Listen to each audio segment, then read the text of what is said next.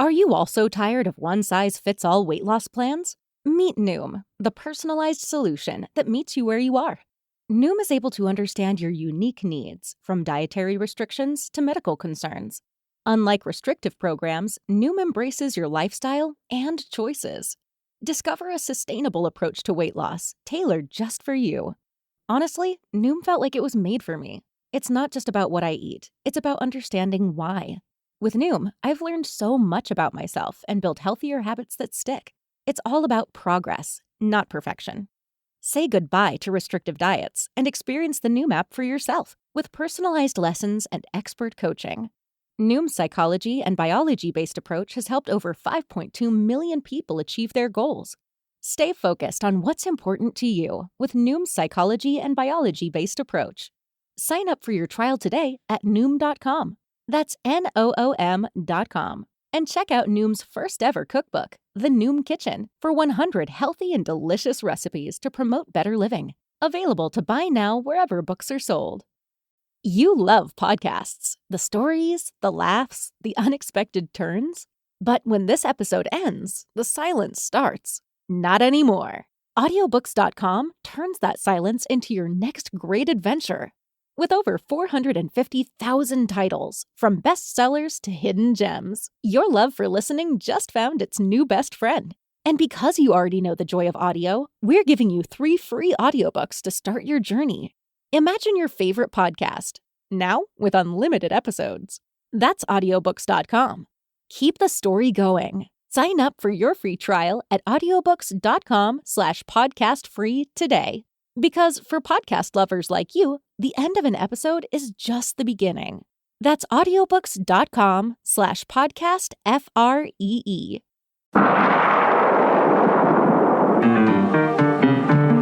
Welcome to All About Agatha, the podcast dedicated to reading and ranking every single mystery novel written by the Queen of Crime, Dame Agatha Christie. I am Kemper Donovan, and on this episode, I will be discussing the final Poirot short story to be discussed on this podcast, 4 and 20 Blackbirds. Before I get into this short story, I would like to do a little bit of housekeeping. I am just going to address up top a topic that has been occupying many people lately, which is the news of certain revisions, emendations, excisions, what have you, being made to the text of Christie novels in future editions coming out in the UK, I believe. That is really all I know. And as far as I'm aware, that's all anyone knows. So I would start off my thoughts on this topic by saying that I need more information before I can pass a judgment on what may or may not be happening here as regards future editions of Christie novels. This issue of revising classic texts for readerly sensitivity has come up a bit in the recent past. We've heard that something similar is happening with the Roald Dahl estate. Yes, I realize that most people pronounce it Roald Dahl. That is how I pronounced it until very recently, but apparently the Norwegian way to say it and the way that he would have said it is Rule. The James Bond novels by Ian Fleming will also feature similar revisions. And I was interested to see that in the case of Dahl, there will be 2 editions of his books.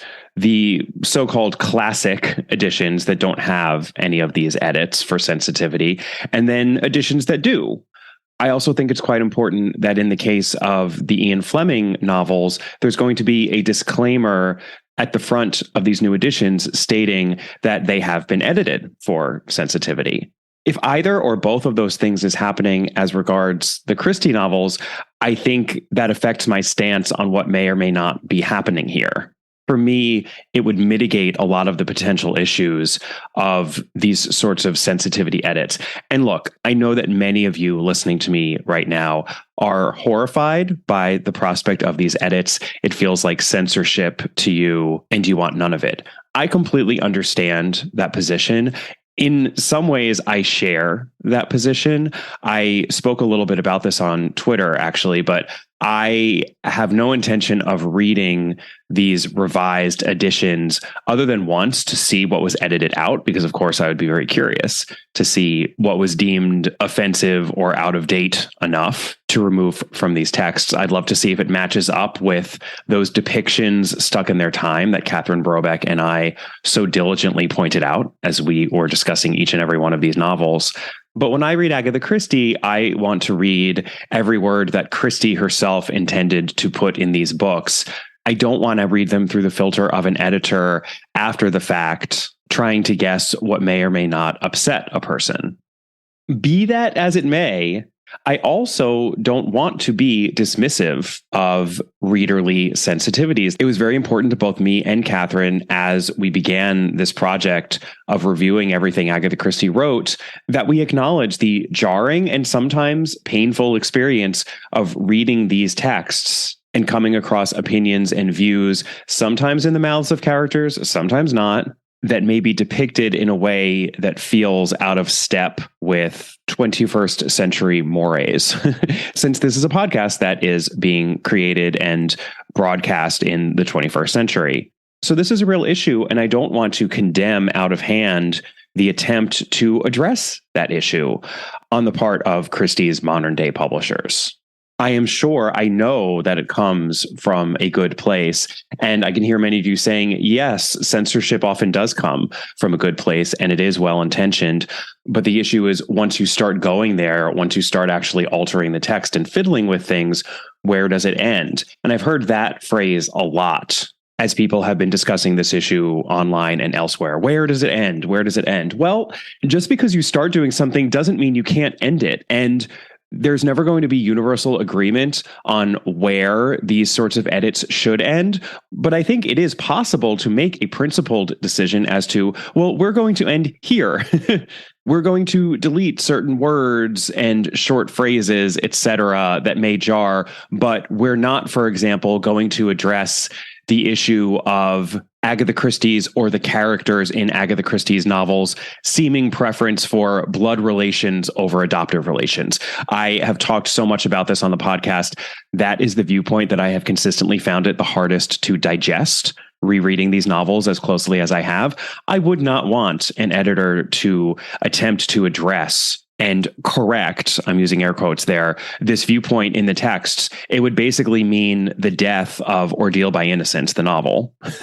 And it's just too thorough / subtle / fundamental a viewpoint suffused throughout so many of these texts to be able to excise in any reasonable way. But can we remove words that people almost near universally find offensive and painful? Yes, we can. And guess what, folks? That was already done during Christie's lifetime. That's the other major point I want to make here. When news broke of these altered texts that had been put out there of Agatha Christie's novels, the pearl clutching would seem to indicate that this has never happened before. We have passed the Rubicon. We're doing something now in this woke age of social media that's never been done before. Oh my God, we're all going to hell in a handbasket. Well, And Then There Were None was retitled And Then There Were None upon its initial publication in 1939 in the US, specifically because publishers deemed the original UK title to be too offensive to American audiences. And it wasn't just the title that was changed. The name of the island in And Then There Were None had to be changed throughout the text, as did the same offending word in the nursery rhyme that appears so often in that book. So if you as a reader are okay with those sensitivity changes that were made to Christie's original text in the case of And Then There Were None, then I suppose you have your answer as to where it's going to end. You have made the decision that that was okay, but further such sensitivity changes are not. Furthermore, I have talked before about the fact that the American editions of Christie's books I read as a child actually did have passages in Lord Edgware Dies, for instance, that some editor had deemed too blatantly anti-Semitic to include in the text. I only realized this when I reread my old copy for the podcast and Catherine was reading the UK text and made a reference to an anti-Semitic comment that I had not come across.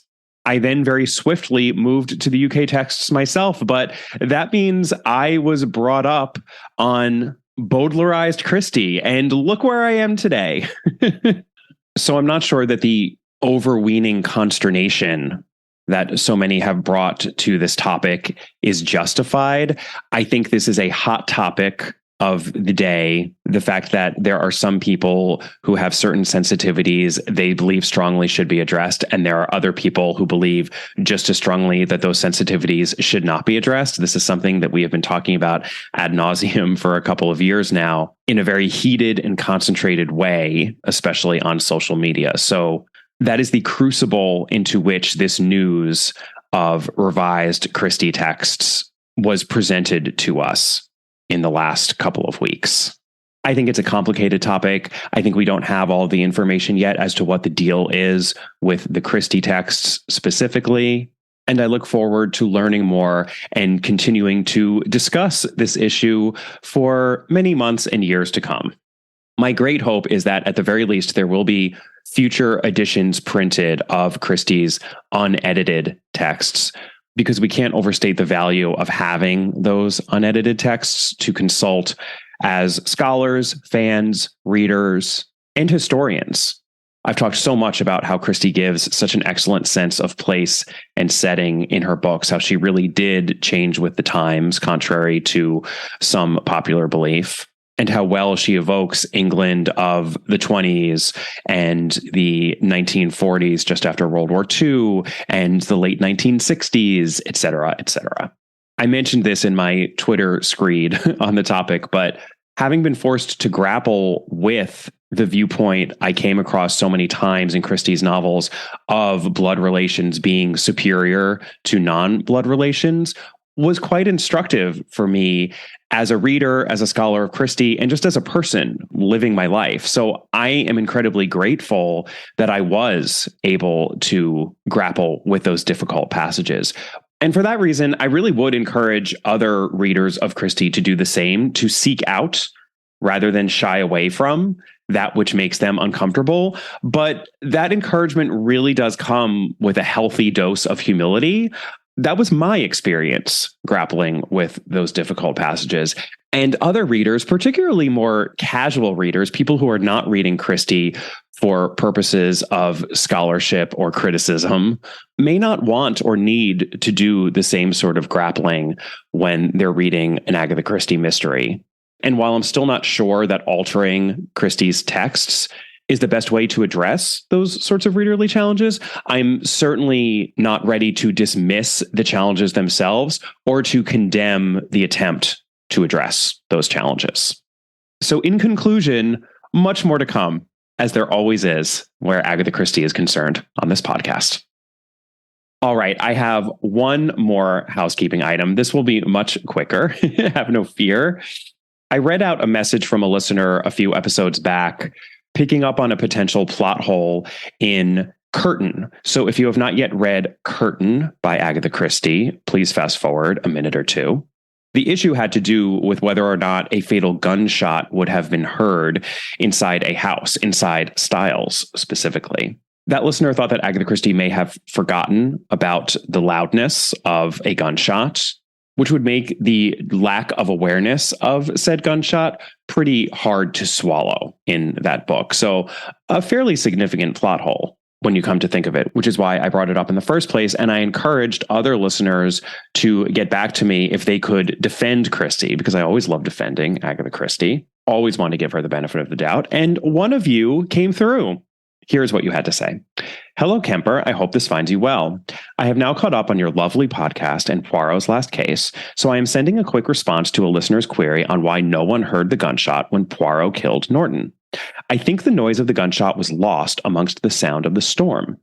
In my copy of the book, Chapter 17, Part 1, as Hastings is going to his room, he, quote, overheard there was a low rumbling of thunder. The storm was coming nearer, end quote. Part 2, the next morning, Hastings is talking to Boyd Carrington and he mentions, quote, bit of a thunderstorm last night, end quote. And Hastings remembers being conscious of the rolling thunder through his sleep. I am sure Poirot used his little gray cells. I love it. It was thundering. Case closed. Thank you for that, listener. And now let's move on to 4 and 20 Blackbirds.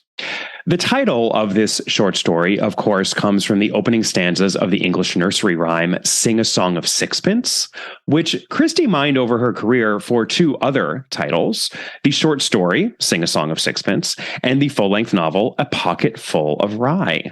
I think this is the weakest link among the 3 to this nursery rhyme, but we know that Agatha Christie wasn't afraid of a weak link when it came to nursery rhymes she referenced in her mysteries. I'm happy to say my good friend Dr. John Curran agrees with me. He writes, "The connection to the nursery rhyme is very tenuous. For the purposes of the story, the blackbirds of the rhyme become blackberries." And this is true. There is nary a black bird in this short story. And turning blackbirds into blackberries is, a bit of a stretch. But as it is our final Poirot story, I suppose I shall allow it. Let's talk a little bit about publication history. The story was first published as 4 and 20 Blackbirds in the U.S. It was published in the U.S. first in Collier's Magazine, November 9th, 1940. Then it was published in the UK in The Strand magazine as Poirot and the Regular Customer in March of 1941. I, like my friend Dr. Curran, prefer that alternate title. It has a little bit of a noirish ring to it, Poirot and the Regular Customer. I like it. Of course, I've learned to take the publication history of any of these short stories with a grain of salt. At this point, there always seems to be a long-lost alternate publication of these short stories in some US or UK periodical somewhere or other, which very well may predate the ones I've quoted. Oh, for the days when the publication of fiction in newspapers and magazines was this robust, frenetic, even. But I do believe this was the last Poirot short story ever to be published, even though the Labors of Hercules collection came out later. So that means technically the foreword to that collection was written later, but a foreword does not a mystery make. So I'm going to give 4 and 20 Blackbirds the crown here as the final Poirot short story, which is why I wanted to save it for the final Poirot short story to be discussed on this podcast. Well, given that this is such a late Poirot, it of course did not appear in the collection Poirot Investigates, nor did it appear in Poirot's early cases, as so many of the early Poirots that weren't in Poirot Investigates did. I'm going to have to stop saying Poirot so many times, especially since I know my pronunciation of Poirot annoys some of you UK listeners out there. I think I tend toward Poirot sometimes with my American drawl, as opposed to Poirot. But let's be honest, if you're not speaking a Francophone language, you're saying it wrong anyway. So in the UK, this story was collected in The Adventure of the Christmas Pudding and a Selection of Entrees, which was published by Collins Crime Club in 1960. Remember, that was a rare gap year in which there was no Christie for Christmas. So a collection of short stories was trotted out as a somewhat hasty substitute. And yes, if you picked up on that rather loose and weak pun of hasty pudding there, please know it was very much intended. In fact, 4 and 20 Blackbirds was identified as Christie in the foreword to this collection as not an entree, but a sorbet among this group of short stories. I'm getting that from my good friend, Dr. Mark Aldridge. In the US, it was collected in Three Blind Mice and Other Stories, which was published by Dodd Mead, but of course in 1950. So 10 years before the UK collection. Apparently the United States was much more on top of getting this short story out to its readers, both in serialized and collected form. God bless the USA. Interestingly, and in a bit of a retread from my recent episode about the Regatta Mystery with co-host Michelle Kasmer, Agatha Christie apparently had first sketched out this story for Parker Pyne, not our dear Poirot. I am getting this from Dr. John Curran, who writes in Agatha Christie's secret notebooks that, in fact, this change could be quite easily imagined. This is not one of the more densely plotted Poirot stories, and it is probable that market forces dictated the substitution of the Belgian. Very, very interesting. All right, let's move into our plot summary. Our victim here is Henry Gascoigne, a 69-year-old artist who's said to be extremely bad at his job. He is found dead in his house at the bottom of a flight of stairs with a broken neck. Seems as though he'd had a nasty accident.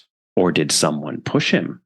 All right. In terms of suspects, we've got Antony Gascoigne. That would be the twin brother of Henry. Twins! We have twins in this story. Oh, happy day. Brother Antony actually died on the exact same day as Henry. These two brothers had a falling out years ago over the fact that Antony gave up his art to marry a rich woman, and brother Henry did not approve of this. So it seems there was some bad blood between the brothers. Bad enough to lead to murder? Next up, we have Molly the waitress. Sure, she is described as sympathetic, and she seems competent and cheerful enough, but is something lurking beneath the surface? We've also got George Lorimer, who is the nephew of both Henry and Antony Gascoigne. He is a doctor who lives nearby in Wimbledon. I mean, doctors aren't quite as bad as actors in Christie, but we should always be suspicious of a doctor in an Agatha Christie story. And then finally, we have Amelia Hill, who is cook housekeeper to the late Antony Gascoigne. Sure, this is a stretch to include her on this list, but it's a short list, and say it with me, folks, never underestimate the help. So let's talk about the world as it appears to be. I have good news and I have bad news.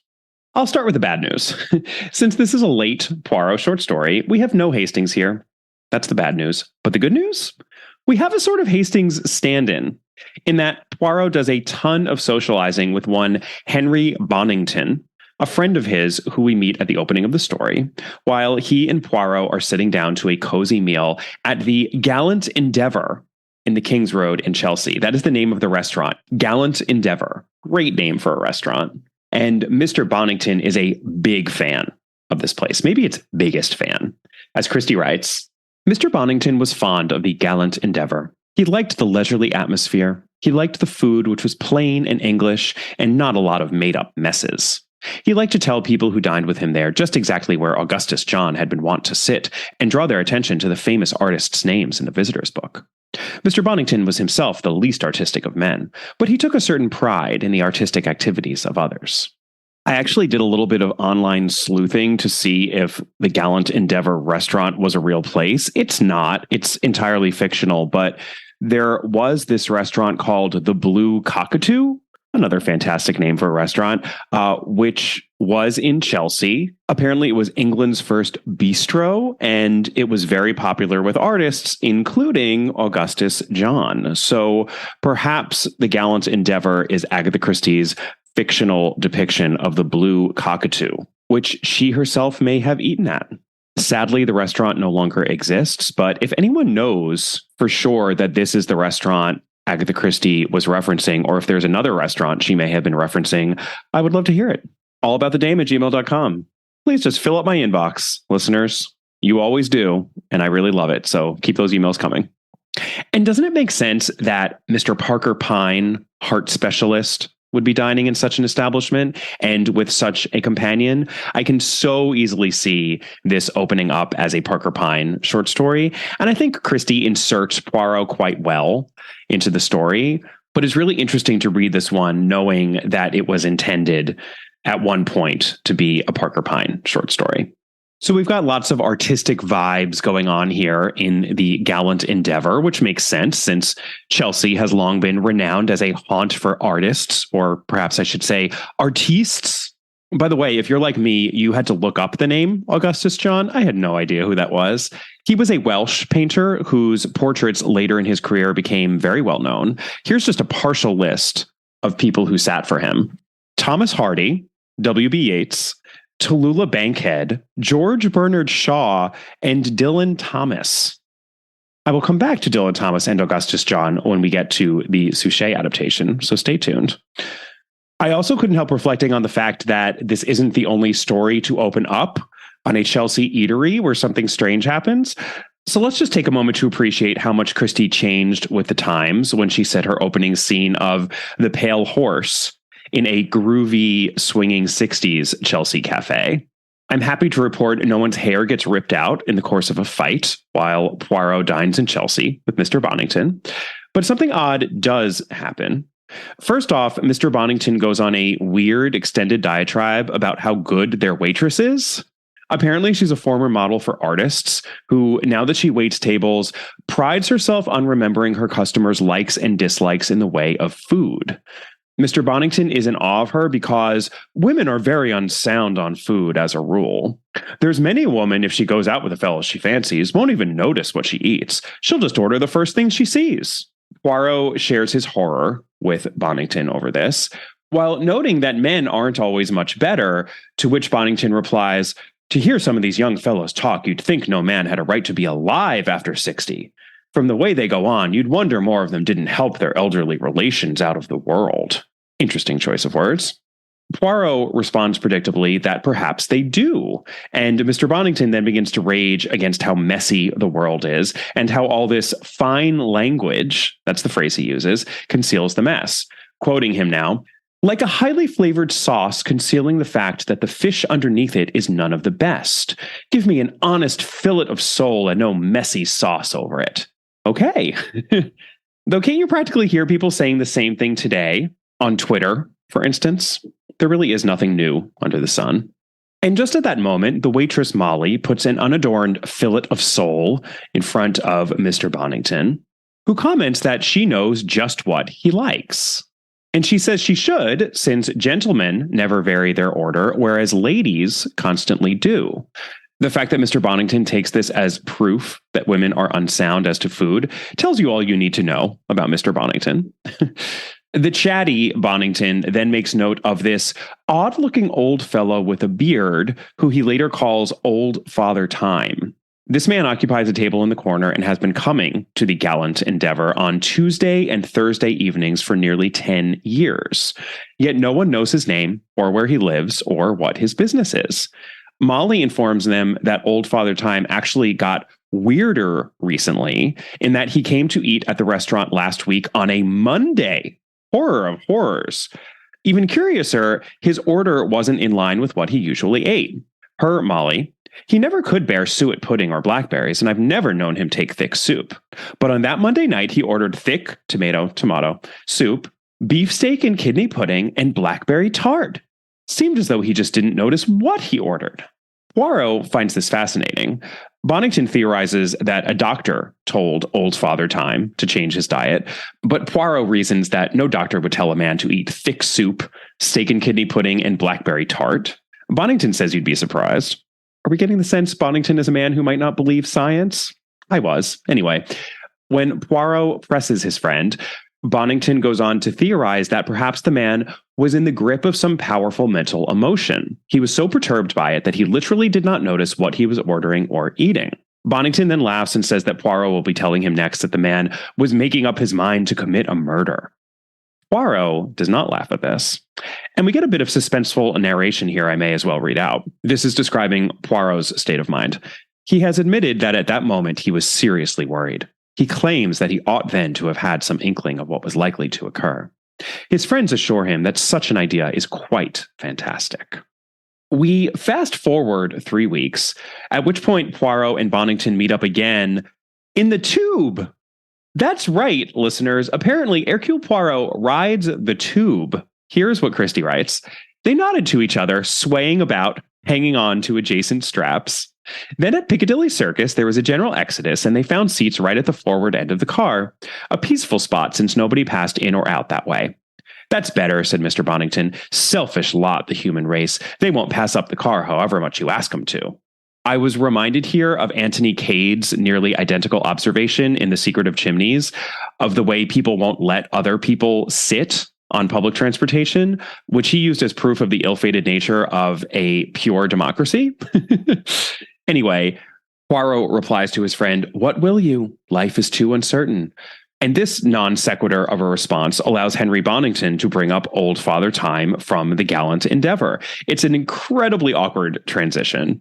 This story feels like it was written in a bit of a hurry. But according to Bonington, it seems that Old Father Time has been missing for a whole week. He has not come into the restaurant, and Molly, the waitress, is very upset about it. Or is she? Poirot naturally is up in arms about this when he hears, and he employs the near supernatural skills of his valet George/George to pull up a roster of recent deaths in the vicinity of the gallant Endeavour. The first one Poirot decides to look into turns out to be the right one. Old Father Time is, in fact, Henry Gascoigne, a man who lived alone in, quote, one of those derelict old houses that are being cleared away in order to build a block of modern flats. Oof, bleak. Apparently, no one realized he'd expired till the milk bottles began to pile up outside his front door, bleaker still. So his neighbors notified the police and they broke the door open, finding him at the foot of a staircase with his neck broken. It seems he must have tripped on the ragged cord of his tattered old dressing gown. Bleakest detail yet. Poirot asks Dr. McAndrew, the medical man who examined the body, when Henry Gascoigne died. And Poirot gets quite a mouthful for an answer, quoting now from the text. Not less than 48 hours and not more than 72 hours. He was found on the morning of the 6th. Actually, we got closer than that. He'd got a letter in the pocket of his dressing gown, written on the 3rd, posted in Wimbledon that afternoon, would have been delivered somewhere around 9:20 p.m. That puts the time of death at after 9:20 on the evening of the 3rd. That agrees with the contents of the stomach and the processes of digestion. He had had a meal about 2 hours before death. I examined him on the morning of the 6th, and his condition was quite consistent with death having occurred about 60 hours previously, round about 10 p.m. on the 3rd. Making matters easier, he was seen at the Gallant Endeavour that very night of the 3rd, which was a Thursday, eating his dinner at 7:30 as per his ritual. So that all checks out. We learn that there's a nephew, George Lorimer, who visited Henry about once a month, and an estranged twin brother, Antony, who gave up his art when he married a rich woman, which was the source of their estrangement. Antony's wife is now deceased. And interestingly, this twin brother, Antony, died the very same day as Henry. Antony died at 3 in the afternoon on Thursday the 3rd. We also learn that George Lorimer has an ironclad alibi as regards Uncle Henry's death. Lorimer was playing bridge in Wimbledon from 8:30 till midnight. Poirot is dissatisfied, however, and he indicates to Dr. McAndrew that he suspects foul play. He thinks someone pushed Henry Gascoigne to his death. McAndrew asks him what his basis is for such a belief, and Poirot mumbles on about the routine habits of the human animal and too much sauce over the bad fish. He also asks the doctor whether Henry Gascoigne's teeth were discolored in any way, and the bemused doctor assures him they were in good condition, not discolored. So Poirot goes back to, if not the scene of the crime, the predominant scene of the story, which is the Gallant Endeavour restaurant. And he asks a waitress, not Molly, because poor Molly is on holiday, and who can blame her after what went down? He asks this waitress whether she can remember Henry Gascoigne's last meal on Thursday the 3rd. And she does. She says, now let me see, it was mulligatawny soup, that's right, and beefsteak pudding, or was it the mutton? No, pudding, that's right, and blackberry and apple pie and cheese. Poirot then goes to the coroner assigned to the case and asks to see the letter that was found in the pocket of the victim's dressing gown. This letter gets reprinted in the text, so here goes. Dear Uncle Henry, I am sorry to tell you that I have had no success as regards Uncle Antony. He showed no enthusiasm for a visit from you and would give me no reply to your request that he would let bygones be bygones. He is, of course, extremely ill, and his mind is inclined to wander. I should fancy that the end is very near. He seemed hardly to remember who you were. I am sorry to have failed you, but I can assure you that I did my best. Your affectionate nephew, George Lorimer. Christie goes on to write, after reprinting this letter, the letter itself was dated 3rd November. Poirot glanced at the envelope's postmark, 4:30 p.m., 3 November. He murmured, it is beautifully in order, is it not? Poirot then gains an introduction to Amelia Hill, the cook housekeeper of the late Antony Gascoigne, who is very irritated that after 14 years of service, he did not bother to give her even the most minor remembrance in his will. All he left behind him was an old will in which everything was left to his wife, and if she predeceased him, then to his brother, Henry.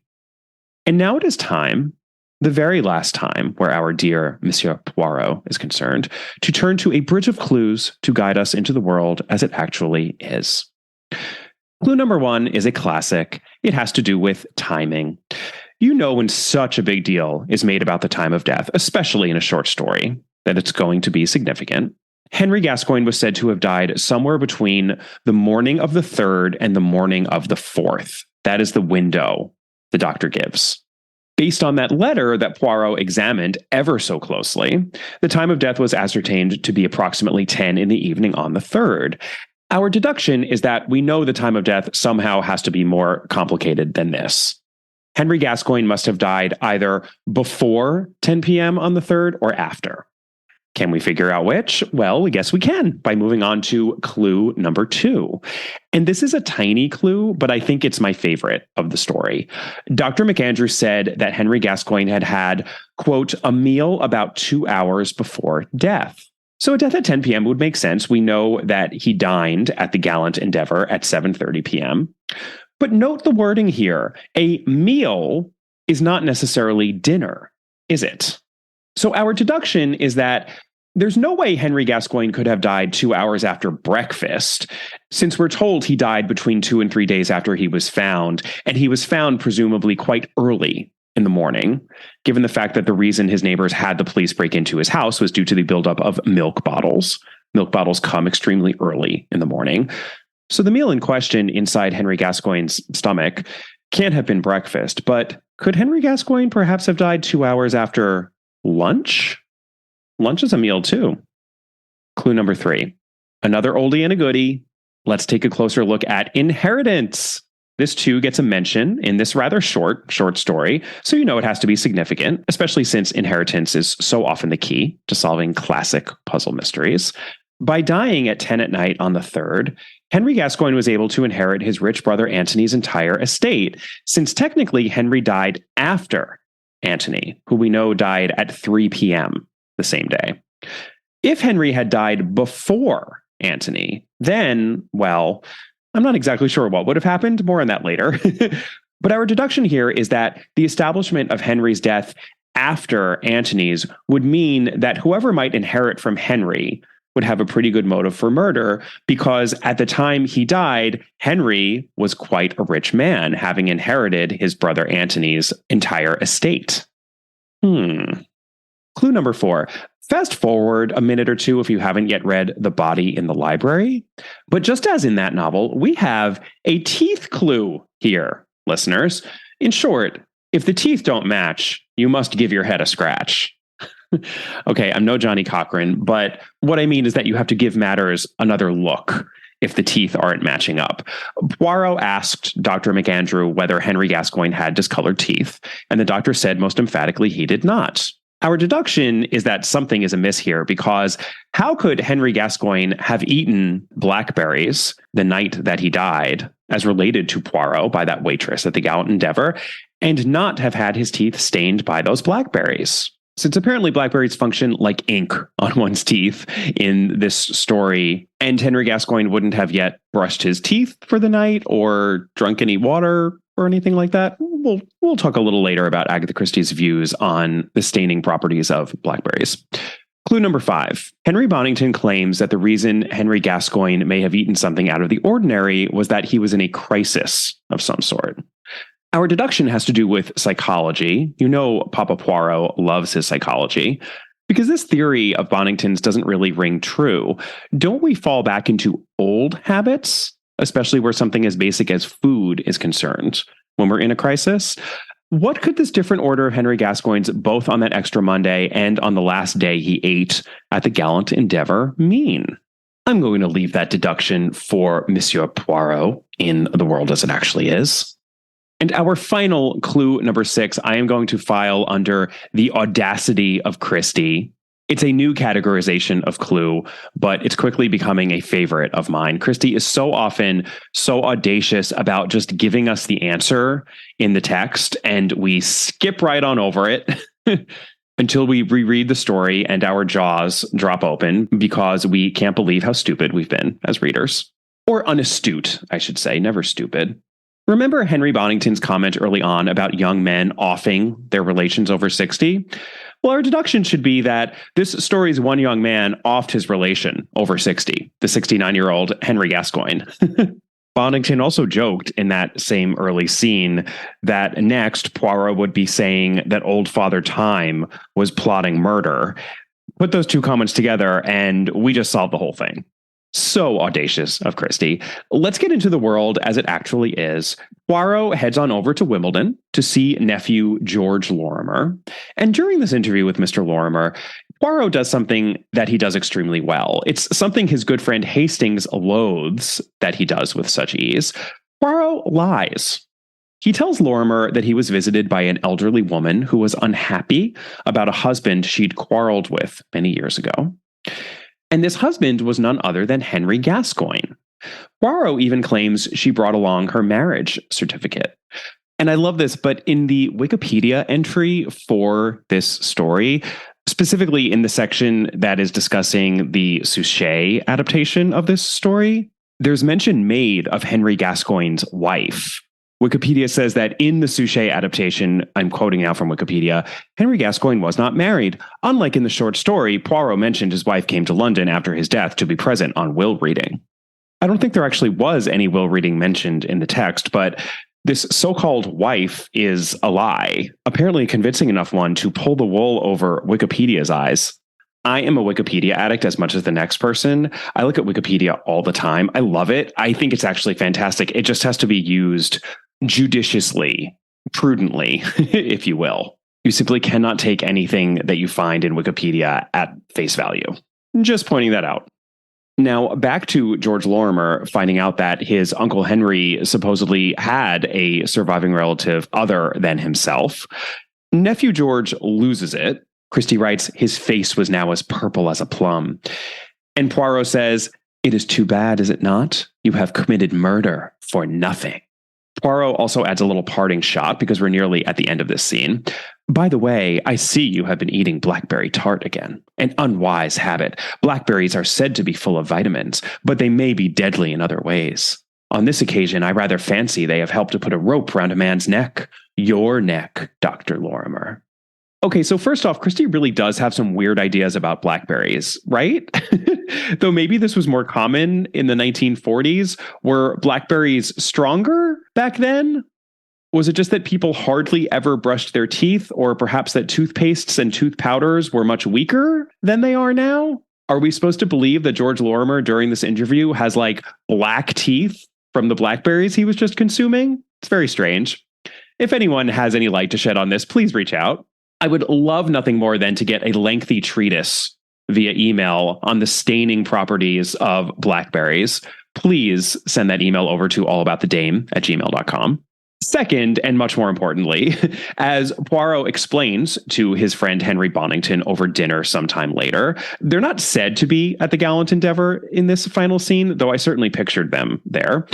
Poirot says the only logical deduction to be made from Henry Gascoigne's deviation from the norm regarding his food order was that Henry Gascoigne was not Henry Gascoigne when he appeared at the Gallant Endeavour on that extra Monday, and the last time he was said to have dined there, the so-called final night of his life. So-called because the real Henry Gascoigne was already dead by that point. I will let Poirot explain it for himself. Put yourself in George's place. George wants money badly. Anthony Gascoigne is dying, but his death is no good to George. His money goes to Henry, and Henry Gascoigne may live for years. So Henry must die too, and the sooner the better, but his death must take place after Antony's, and at the same time George must have an alibi. Henry's habit of dining regularly at a restaurant on 2 evenings of the week suggests an alibi to George. Being a cautious fellow, he tries his plan out first. He impersonates his uncle on Monday evening at the restaurant in question. It goes without a hitch. Everyone there accepts him as his uncle. He is satisfied. He has only to wait till Uncle Antony shows definite signs of pegging out. The time comes. He writes a letter to his uncle on the afternoon of the 2nd November, but dates it the 3rd. He comes up to town on the afternoon of the 3rd, calls on his uncle, and carries his scheme into action. A sharp shove, and down the stairs goes Uncle Henry. George hunts about for the letter he has written and shoves it in the pocket of his uncle's dressing gown. At 7:30, he is at the Gallant Endeavour, beard, bushy eyebrows all complete. Undoubtedly, Mr. Henry Gascoigne is alive at 7:30. Then a rapid metamorphosis in a lavatory and back full speed in his car to Wimbledon and an evening of bridge. The perfect alibi. Mr. Bonington looked at him. But the postmark on the letter? Oh, that was very simple. The postmark was smudgy. Why? It had been altered with lamp black from 2nd November to 3rd November. You would not notice it unless you were looking for it. diabolical. Plus, of course, the issue with the Blackberries.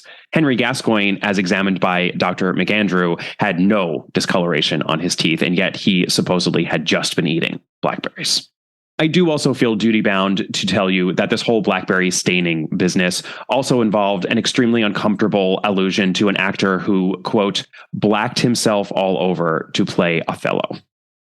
Our story ends with Henry Bonington sending back the 2 portions of blackberry and apple tart that have just been deposited on the table for Bonington and Poirot. He doesn't even ask Poirot if he might prefer to eat the blackberry and apple tart.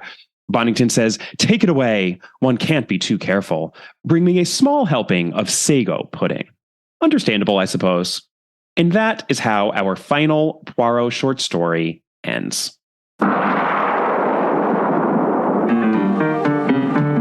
Don't touch that dial. We'll be back in a moment with the rest of our episode. We just wanted to take a moment to ask you, our dear listeners, for a favor. If you haven't already done so, we would very much appreciate it if you take a moment to, give us a rating or a review wherever you're listening to this podcast. It really helps the podcast out because ratings and reviews make it much easier for other Christie fans such as yourselves to find our podcast. And the more ratings and reviews we get, the more people we can reach. It should take you a matter of seconds, and lucky you, we're going to provide you with those seconds right now, so go to it.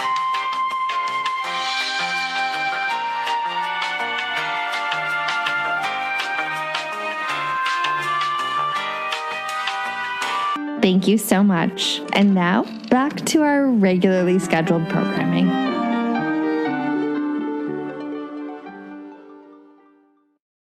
So as I see it, there are 2 big issues or even plot holes that we have to deal with in this short story, I'm sorry to say. First, if George Lorimer was going to inherit from the impoverished garbage artist Uncle Henry as Uncle Henry's sole surviving relative, then why wouldn't he have inherited from rich Uncle Antony for the same reason? George Lorimer seems to be the sole surviving relative of both these uncles, right? I think Christie could have avoided this issue by having Amelia Hill tell Poirot that Antony's will specified, in the event his brother Henry predeceased him, that all his money would go to a specific charity or something. But she didn't do that, so I think that is an error. More significant, though, is our second plot hole, which is that Lorimer created this problem for himself by murdering Uncle Henry the same day Uncle Antony died. There is nothing about this impersonation scheme and alibi that had to have been done the very same day Antony passed away. Poirot even says that George Lorimer is a cautious fellow, so why on earth would he have done all this the very day that Uncle Antony passed away? Lorimer could have waited a few days or weeks or months. He wouldn't have had to smudge the postmark on that letter. In Christie's defense, there is the alibi, which hinges on his appearance at the restaurant. So I suppose the impersonation would have been necessary, even if he had done it on a different day. But smudging that postmark was just entirely unnecessary and an added complication that makes the puzzle mystery more fun. I realize that I'm being a pedant here by pointing out this plot hole, but in the best Christie's, she figures her way around such problems. This is a good, not great short story. It's pleasing, it's clever, and it does feel like it was written in a little bit of a hurry. But I found myself as delighted and diverted as I always am by a Christie story. My final note before I get to the adaptations of this story is that I also appreciated what a London-centric story it is. We're in Chelsea for much of it, but Lorimer lives in Wimbledon. Antony Gascoigne lives in Kingston Hill. Wimbledon and Kingston Hill are quite close to each other, and each are about a half-hour drive from Chelsea. And then we have that scene on the tube with Poirot, that wonderful scene on the tube. Just picture Poirot on the tube, listeners. It gives me no end of amusement to imagine him riding the tube. And I have to say, my biggest criticism of the Suchet adaptation of this story is that we do not get a scene in which Poirot and Bonington ride the tube. But more on that in just a moment. Before I get to the Suchet of it all, I should note that there is a Japanese language adaptation of this story. It is called, wonderfully, 24 Japanese Thrushes. And it's part of that anime series Catherine and I reviewed for Patreon, and which we've mentioned numerous times on this podcast, Agatha Christie's Great Detectives, Poirot and Marple. At the very least, you should be able to find some episodes of this program on YouTube. I highly recommend it. It's great. That episode specifically first came out in 2005. Moving on to our beloved Agatha Christie's Poirot, starring David Suchet. I'm thrilled to report that the adaptation of this story appears in season/series 1, episode 4. This episode aired on the 29th of January, 1989. And it's sort of the inverse of the situation we had with The Big Four, in which the book was early and the episode was late. And that was a much sadder situation because the book was, relatively speaking, bad. And so was the episode, relatively speaking. There's a reason the Suchet series left The Big Four till the end. But here we have a late short story and an early episode, and they're both fantastic. So there were some changes made to fill out the story to pad it to a full 50 minutes. Henry Bonington is a dentist in this version, which is useful in that the second meetup between Poirot and Bonington is by way of an appointment to deal with a tooth issue of Poirot's, which Bonington notes over the course of their first meeting at dinner. Poirot does choose to dine with his dentist, which Hastings finds morbid. And I have to say, even though Henry Bonington is only a dentist in the Suchet adaptation, even though this isn't canon that Henry Bonington is a dentist, I feel like Henry Bonington's name should appear on that panel of dentists in See How They Run, along with Norman Gale and Henry Morley. Maybe it does. There were a couple of names there, and I have yet to go back and freeze frame it so I can analyze those names more closely. I'm going to have to do that at some point. This is also the rare instance in which the short story actually has to be set in a period earlier than the one Christie set it in. The lion's share of Poirot stories were written in the 1920s and even the early 20s at that. So I thought that was interesting. Much more is made in this adaptation of Henry Gascoigne's career as an artist. His agent is a suspect, since Henry Gascoigne wouldn't allow any of his paintings to be sold in his lifetime. He's not a garbage artist in this version. He's quite talented, actually. This agent can sell small pieces, sketches, watercolors, etc., but the big oil canvases are off limits, and that's where the big bucks are. Also, the female model Henry Gascoigne uses regularly is a suspect in that she owns a few of his pieces, but she too cannot sell them till after he dies. There's also a bit of backstory involving a previous model of Henry Gascoigne's. This was Charlotte Gascoigne, and no, she was not his sister. Turns out this model was the wife of brother Antony, which is a different backstory from what we get in the text, where Antony's wife was rich and took Antony away from the art world. In the Suchet version, Charlotte was extremely important to Henry, more his muse than a mere model, and yet Antony whisked her away, leaving Henry devastated. This is the source of the brothers' estrangement in the episode, and it made me think of Augustus John, the painter Christie references early on in her text. One of John's models was a woman named Caitlin McNamara. Augustus John and Caitlin had, it seems, an extremely problematic relationship, but John was actually the one who introduced Caitlin McNamara to Dylan Thomas, and eventually she became Caitlin Thomas, the poet's wife and an author in her own right. I have no reason to believe that this marriage devastated Augustus John in any way. He actually sounds like a pretty unsavory and loathsome character. A misbehaving artist? Quelle surprise, as Catherine Brobeck would say. I just thought it was interesting that this fabricated backstory resembled Augustus John's a bit. And while I think it's a stretch to imagine the creative team behind this episode being directly inspired by Augustus John's life by way of that passing reference in Christie's text, I'm quite fond of stretching in this way when I analyze these stories and their adaptations. So there you go. The big issue with adapting this story for the screen is that it relies on costuming. And I guess it's not fair because I had just reread the short story when I watched the episode. But as soon as I saw this supposedly old man being seated in the restaurant, I could tell it was the nephew dressed up in a wig and whiskers. And this is the inherent problem with depicting mysteries that hinge on costuming. We've come across this problem so many times over the years while discussing adaptations of Christie. And yet, as Mark Aldrich says in his excellent book, Agatha Christie on Screen, Murray and Rye, that would be the writer and director of the episode, respectively, cleverly decide to place the key revelation that one character was in disguise earlier in the proceedings than the short story had revealed it. The issue of character disguises is certainly one of the most difficult elements of Christie to convincingly depict on screen, and both director and writer were right to second guess that much of the audience would be likely to recognize the visual deception, no matter how well the makeup is done. For those who do, there are more twists to come. And I agree with that. The issue is well handled by the creative team here. Just a few more stray comments on this adaptation. There was one line I loved when Bonington and Poirot are talking about the old man in the restaurant. Bonington says, I'd say he'd been eating here since the old queen died. I'd say he'd been eating here since the old queen died. He's talking about Queen Victoria, of course, who died in 1901. This story, like all stories within the Suchet's Poirot verse, is set in the mid-30s. So that indicates he's been eating at this restaurant for many decades. I had just never heard that turn of phrase before since the old queen died, and I have to wonder if people will be using that phrase again in the years to come.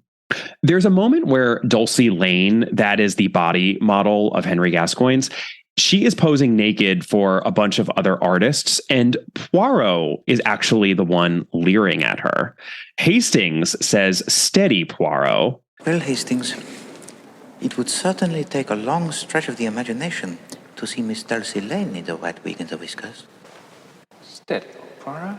It's actually pretty adorable for what is a potentially creepy and uncomfortable moment. Also, there are a number of dead, naked bodies we see displayed unusually prominently in the morgue earlier in the episode. I was very surprised by how much we see of these dead bodies. Plus, we get lots of scantily clad ladies in scenes set at a music hall. George Lorimer is a theater manager in this version, rather than a medical doctor, equally suspicious. Henry Gascoigne's large oil paintings are also featured prominently throughout the episode, and they're almost all female nudes. There's obviously a connection being made among all these exposed bodies on the slab, bodies put out for display. This was something Christie explored a little bit in Evil Under the Sun. I, for one, am going to give the Suchet program the benefit of the doubt and not assume it's merely voyeuristic, because at this point, and for my final review of a Suchet episode, I think both he and the program overall have earned the benefit of the doubt. I also really appreciated the way that Suchet's Poirot didn't even flinch when confronted with those naked dead bodies in the morgue. Suchet's Poirot has so many idiosyncrasies, so many fussy, fastidious little quirks, but I totally believed he'd be super focused on his investigation in this moment. And he's such a professional that he essentially disregards what might upset many other people. It's great, quiet character work here from Suchet and from the whole creative team. I just want to dwell a little more on this moment wherein Hastings is the one to rebuke Poirot for ogling the female model.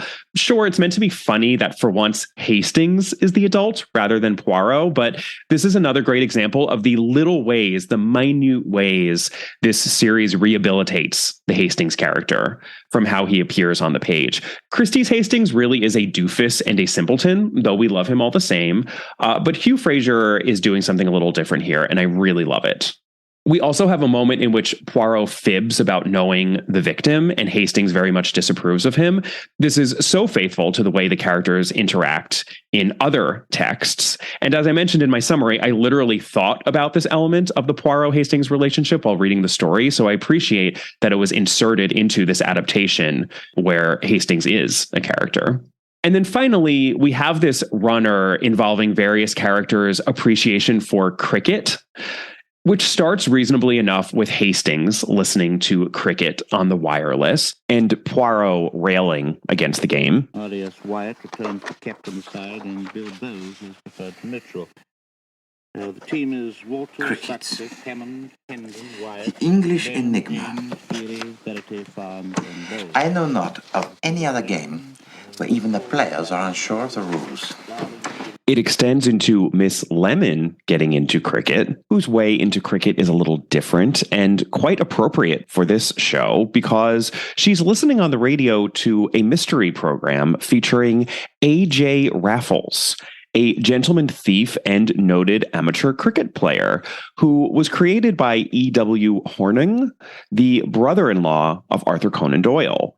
I love that we get a little Raffles reference here. Miss Lemon? He's gone, and Jules with him, before alarm could be raised. Why, the trick's so old that I never knew you'd condescend to play it. not so old as it looks. Such a dashing figure. Raffles is often considered the inverse of Sherlock Holmes. He has his own Watson, for instance, a man named Bunny, because of course he's named Bunny in the public school world in which these characters exist. Just a reminder that public schools in England are what we call private schools in America. Not confusing at all. And then in the very last scene, after all has been solved, and Hastings spies a late-breaking release of the latest cricket results, we think that Poirot is going to throw his hands up in the air and rail once again about cricket, maybe about Hastings's general devotion to sport. But instead, Poirot surprises us one more time. And I'm going to end this episode on that final scene because it's silly and sitcom-y and heartwarming and hijinksy and perfectly emblematic of the early seasons/series of this program, which I love so very much. And what a fitting way to end my final review of this wonderful, wonderful show. The test, Poirot. Extraordinary. Listen.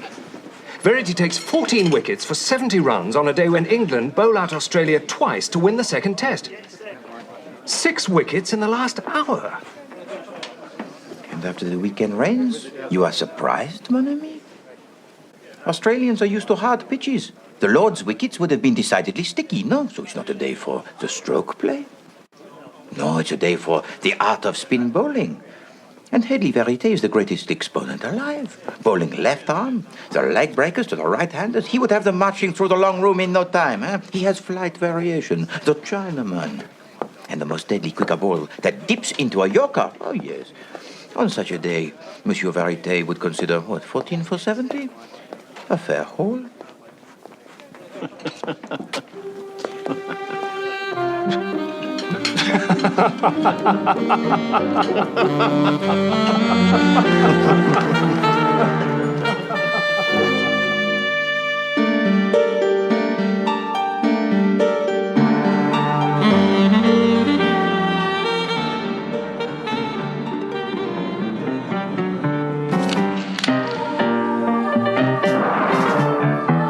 Well, that is 4 and 20 Blackbirds. We are officially on the other side of having reviewed all of the Poirot material that Agatha Christie has to offer. I hope you're feeling okay. I'm doing okay. For my next episode, I am doing something a little special again. I am going to be talking about adaptations that slipped through the cracks. These would be adaptations of Christie novels, short stories that Catherine and I failed to mention the first time we were reviewing the relevant Christie texts. We are not perfect. We are fallible, super fallible, like all humans. And there were a few instances in which we were only made aware of film/television adaptations after we had put out an episode. So I am going to rectify a few of those omissions, specifically as to Lord Edward Dies, The Red Signal, and A Murder is Announced. It'll be a great opportunity to revisit those Christie texts. Very much looking forward to that. If you would like some bonus content, you just can't get enough of All About Agatha, head on over to the podcast's Patreon page at www.patreon.com/allaboutagatha. That's Patreon, or just click on the link in the notes to this episode. I just put out an episode discussing the Wintringham Mystery by Anthony Barclay Cox. That one was a lot of fun. And next month, I will be discussing The Burden by Mary Westmacott. You can always email me at allaboutthedame@gmail.com. And you can find the podcast on Twitter at allaboutthedame and on Instagram at allaboutagatha. Please do take a moment to give the podcast a rating and or a review wherever you are listening at this very moment. And I'll see you next time. Bye.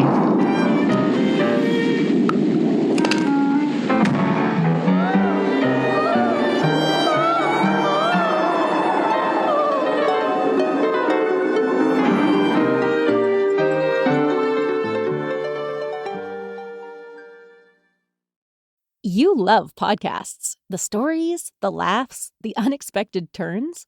But when this episode ends, the silence starts. Not anymore. Audiobooks.com turns that silence into your next great adventure. With over 450,000 titles, from bestsellers to hidden gems, your love for listening just found its new best friend. And because you already know the joy of audio, we're giving you 3 free audiobooks to start your journey. Imagine your favorite podcast, now with unlimited episodes. That's audiobooks.com. Keep the story going. Sign up for your free trial at audiobooks.com/podcastfree today. Because for podcast lovers like you, the end of an episode is just the beginning. That's audiobooks.com/podcastfree.